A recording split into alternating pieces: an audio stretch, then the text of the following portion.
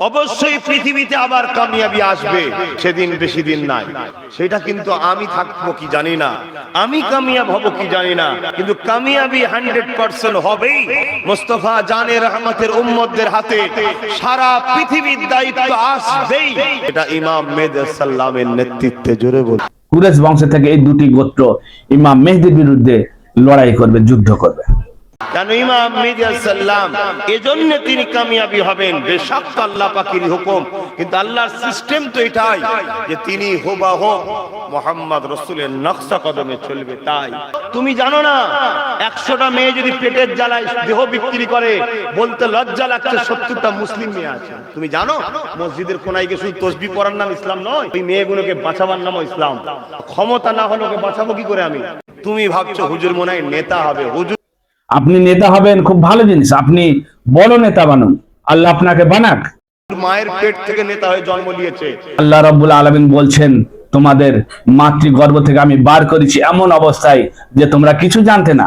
কুরাইশ বংশের যখন বাচ্চা হয়ে গেছি, আমার নবী বলল কিয়ামতের শেষ দিন পর্যন্ত কুরাইশের নেতৃত্ব দুনিয়ায় চলবে, যারা মানবে তারাই জান্নাতে যাবে। কুরাইশ বংশ থেকে এই দুটি গোত্র ইমাম মেহদির বিরুদ্ধে লড়াই করবে, যুদ্ধ করবে। আব্বাস সিদ্দিকী সাহেব, আপনি কুরাইশের কোন গোত্রের মানুষ?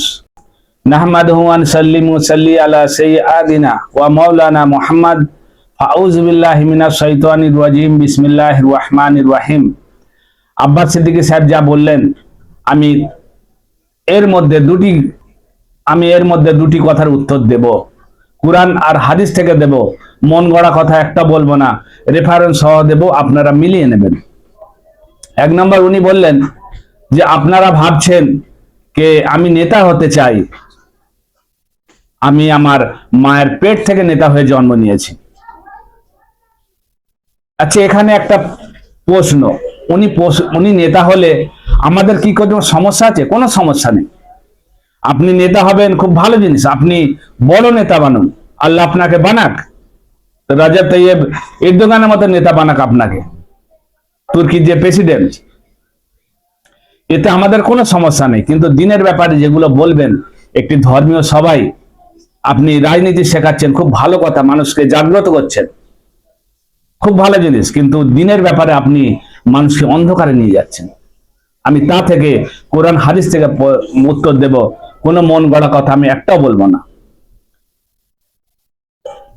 উনি যে বললেন আমি আমার মায়ের পেট থেকে নেতা হয়ে জন্ম নিয়েছি, আমরা যদি কোরআনে কারিমে দেখি, সূরা নাহাল আয়াত নম্বর 78, ওয়াল্লাহু আখরাজাকুম মিন বুতুনি উম্মাহাতিকুম লা তা'লামুনা শাইয়্যান।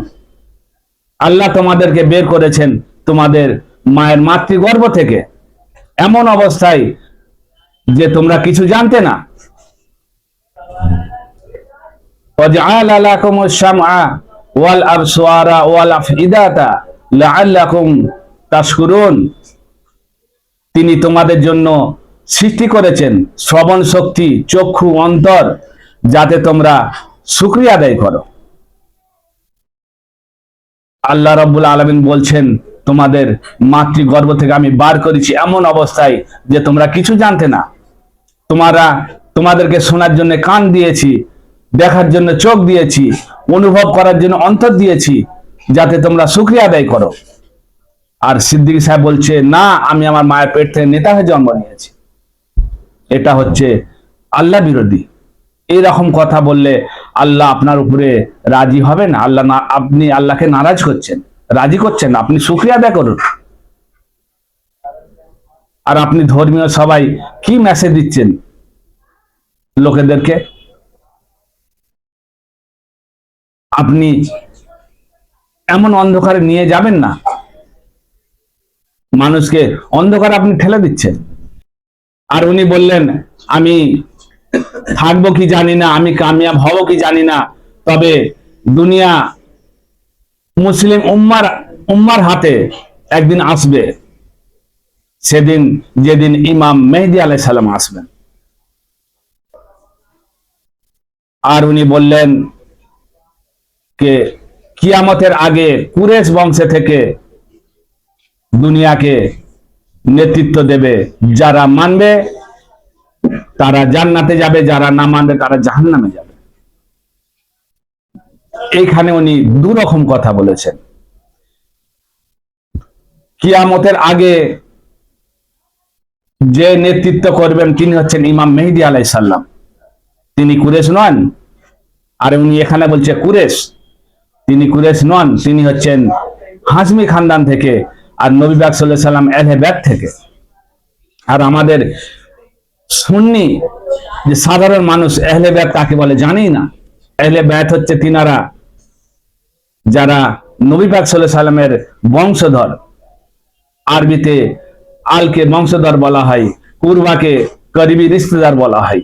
কোরআনে কারিমে সূরায় সেখানে ওই আয়াতে বলা আছে ওনাদেরকে ভালোবাসার কথা। ওনাদেরকে ভালোবাসা আমাদের উপরে ফরজ, তামাম উম্মতের উপরে ফরজ। তো ইমাম মেহেদী আলাইহিস সালাম উনি কুরেশ ছিলেন না, আর নবী পাক সাল্লাল্লাহু আলাইহি সাল্লাম কুরেশ ছিলেন না, উনি ছিলেন হাশমি খানদান থেকে। আমি হাদিস থেকে এর রেফারেন্স সহ বলছি, সংক্ষেপে বলবো, বড় হাদিস সংক্ষেপে বলবো, আপনারা চেক করে নেবেন। সেই তিরমিজি হাদিস নম্বর 3606, ওয়াসিলা ইবনু আসকাব রাদিয়াল্লাহু আনহুম উনি বর্ণনা করেছেন হাদিসটি। তিনি বলেন নবী করিম সাল্লাল্লাহু আলাইহি সাল্লাম বলছেন, আল্লাহ তাআলা ইব্রাহিম আলাইহিস সালামের সন্তানদের মধ্য থেকে ইসমাইল আলাইহিস সালামকে বেছে নিয়েছেন। আর ইসমাইল আলাইহিস সালামের বংশ হচ্ছে কিনানা, ওনার গোত্রের নাম হচ্ছে কিনানা। আর ওই কিনানা থেকে কুরেশ বংশকে বেছে নিয়েছেন। দেখুন এখানে বংশ কিরকম চেঞ্জ হচ্ছে, পরিবর্তন হচ্ছে। কিনানা থেকে কুরেশ বংশকে বেছে নিয়েছেন আল্লাহ রাব্বুল আলামিন, আর কুরেশ বংশ থেকে হাশমি খানদানকে, হাশমি বংশকে বেছে নিয়েছেন। আর বনু হাসিম থেকে আমাকে বেছে নিয়েছেন রাসূলুল্লাহ সাল্লাল্লাহু আলাইহি সাল্লামকে। তো রাসূলুল্লাহ সাল্লাল্লাহু আলাইহি সাল্লাম হচ্ছেন হাশমি খানদান, হাশমি বংশ, কুরেশ নয়। এবার ইমাম মেহেদী আলাইহিস সালাম উনি কোন বংশের? ইবনে মাজা হাদিস নম্বর 4085, হযরত আলী আলাইহিস সালাম এই হাদিসটি বর্ণনা করেছেন। তো তিনি বলেন রাসূল পাক সাল্লাল্লাহু আলাইহি সাল্লাম তিনি বলছেন মেহেদী আমাদের আহলে বাইত থেকে হবে। তো মেহেদী নবী পাক সাল্লাল্লাহু আলাইহি সাল্লামের উম্মত নয়, ওনার খানদানের, ওনার বংশধর। 2 নম্বর হাদিস আবু দাউদ হাদিস নম্বর 4284, আর এই হাদিসটি বর্ণনা করেছেন তামাম মুসলিম উম্মার আম্মি জান উম্মু সালমা রাদিয়াল্লাহু আনহা। তো তিনি বলেন আমি রাসূলুল্লাহ সাল্লাল্লাহু আলাইহি সাল্লামকে বলতে শুনেছি মেহেদী আমার পরিজন থেকে ফাতিমাতু জোহরা সালামুল্লাহ আলাইহার সন্তানের বংশ থেকে আবির্ভূত হবেন।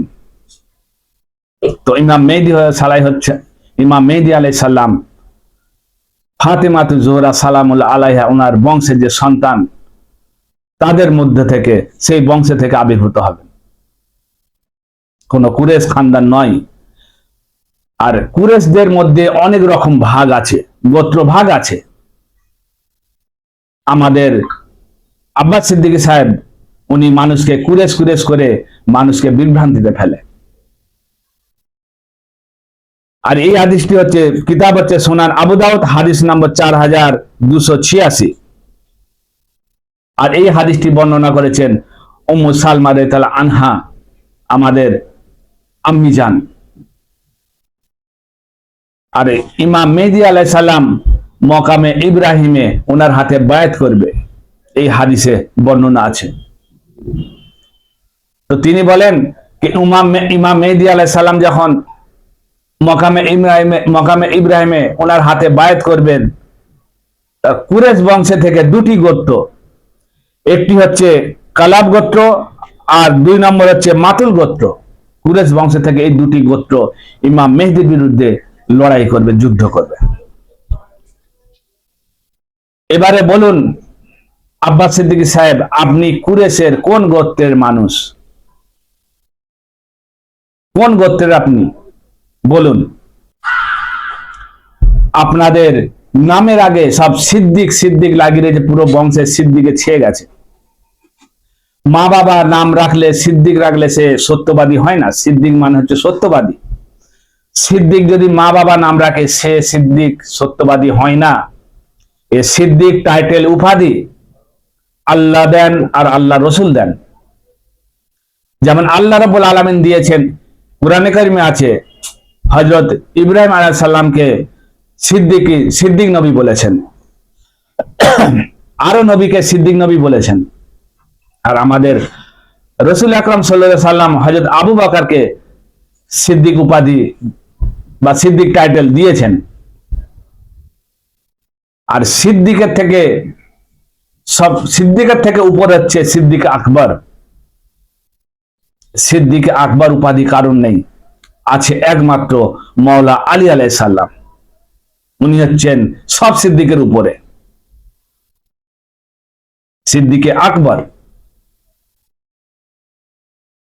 আর ইমাম মেহদী আলাইহিস সালাম, উনাদের কুরআনে কারিমে ওনাদের ঘোষণা দেওয়া আছে, ইয়া আইয়ুহাল্লাযিনা আমানু আতিউল্লাহা ওয়া রাসূলা ওয়া উলিল আমরি মিনকুম। হে মুমিনগণ, তোমরা অনুগত করো আল্লাহর ও অনুগত করো রসুলের এবং উলুল আমরের অনুগত করো। মানে আল্লাহর হুকুম মানো, তার রসুলের আর উলুল আমরের হুকুম মানো। তো ওনাদের হুকুম মানা আমাদের উপরে ফরজ। তাই ভাই আমাদেরকে এই সমস্ত বিভ্রান্তি থেকে আমাদের সকলকে দূরে থাকতে হবে। তো আল্লাহ রাব্বুল আলামিন আমাদেরকে হক বলার, হক বোঝার আর হককে আমল করার তৌফিক দান করুক। আমিন। আল্লাহুম্মা সাল্লি আলা মুহাম্মাদ ওয়া আলা আলি মুহাম্মাদ।